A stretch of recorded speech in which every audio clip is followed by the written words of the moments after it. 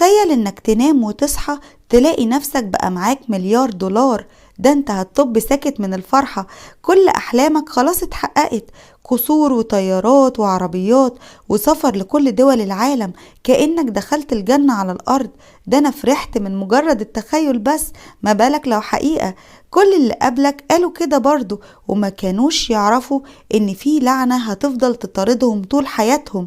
وهقولك في الاخر هيحصل لك ايه لو فجأة بقى معاك الثروة دي. بس هنبدأ بقصتنا اللي هتأكد لك ان السعادة مش في كتر الفلوس.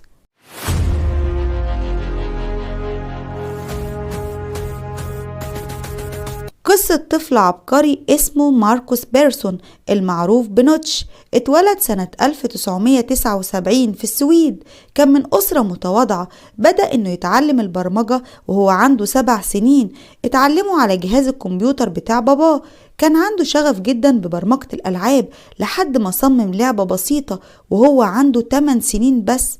أهله شافوا مدى شغفه بالمجال ده فشجعوه وخد كورسات في البرمجة، لدرجة إنه ساب المدرسة وقضى كل وقته في برمجة الألعاب.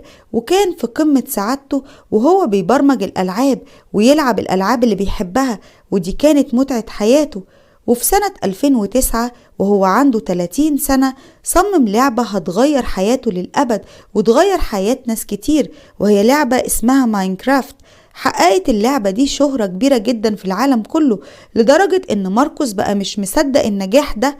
ماركوس بقى في قمة سعادته وهو شايف حلمه وشغفه بيوصل لكل الناس، لدرجة انه أسس بعد كده شركة لإدارة لعبته. لكن للأسف بمرور الوقت منجحش ماركوس في الإدارة زي نجاحه كمبرمج، ولقى ان مشاكل الشركة فوق طاقته، لحد ما جت شركة مايكروسوفت العملاقة وعرضت على ماركوس تشتري لعبته $2.5 مليار. المليار 1000 مليون، انت متخيل؟ $2.5 مليار. ما كانش طبعا مصدق العرض فوافق فورا.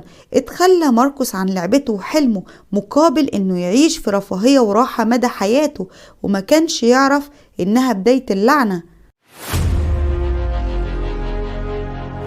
بعد كده اشترى ماركوس قصر فخم في بافرلي هيلز $70 مليون، أغلى من قصور كل المشاهير.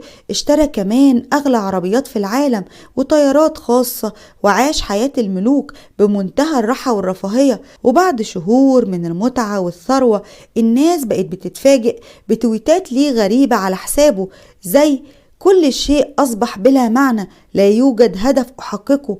كتب كمان تويتة تانية زي مفيش أسوأ من إنك تعيش في عزلة مميتة رغم إنك في أجمل مكان في العالم وحولك أبرز مشاهير العالم. بعدها ماركوس دخل في حالة اكتئاب شديد وقال إن عمره ما حس بالوحدة دي قبل كده. فقد الثقة في الناس وخسر كل أصحابه، وكل اللي بيتقرب منه طمعان فيه وفي فلوسه، مش بيحبه لنفسه. فقد كمان الإحساس بأي متعة في حياته رغم كل الأموال اللي معاه. قصة ماركوس الحزينة دي من شخص شغوف وناجح وسعيد ببرمجة الألعاب اللي بيحبها بيتحول لملياردير بائس ومنعزل وفاقد الشغف بالحياة، لأنه باع حلمه وشغفه مقابل الثراء.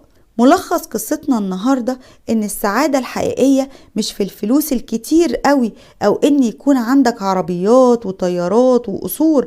ممكن تكون أنت أسعد الناس وأنت مش واخد بالك. لحظات السعادة الحقيقية بتكون لما تقابل صحابك اللي بيحبوك بجد وتقعد معاهم قعدة حلوة، أو في لمتك وسط أهلك وعيلتك اللي بتحبك. السعادة كمان مع زوجتك وضحكة ولادك حواليك.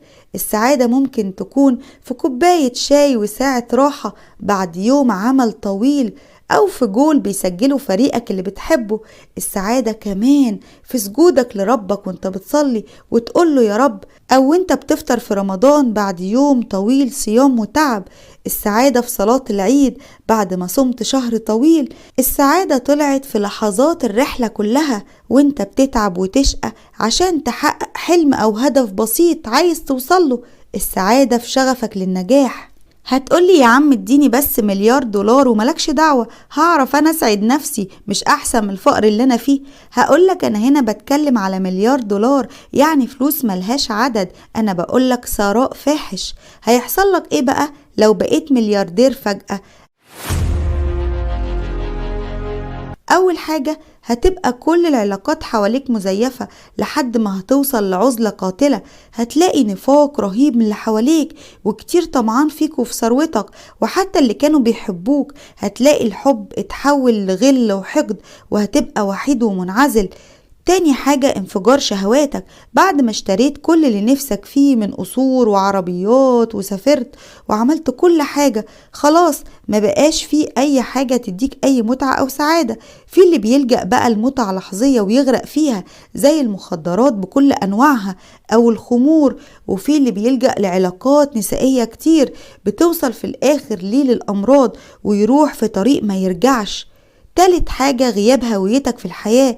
ما بقتش عارف انت مين وعايز ايه من الحياة، عايش ليه اصلا، وتدخل في فراغ نفسي رهيب لان مفيش هدف لحياتك. النجاح مش مجرد مال وشهرة، لكن انك تلاقي شيء بتحبه وتفضل مخلص ليه للنهاية. ايه رأيكم في قصة نوتش النهاردة؟ وهل كان على حق لما باع ماينكرافت ولا ارتكب خطأ لن يغفره الزمن؟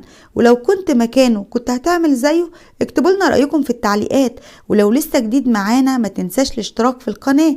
وختاما، اللهم صل وسلم وبارك على سيدنا محمد وعلى آله وصحبه وسلم أجمعين، ودمتم في أمان الله. مع السلامة.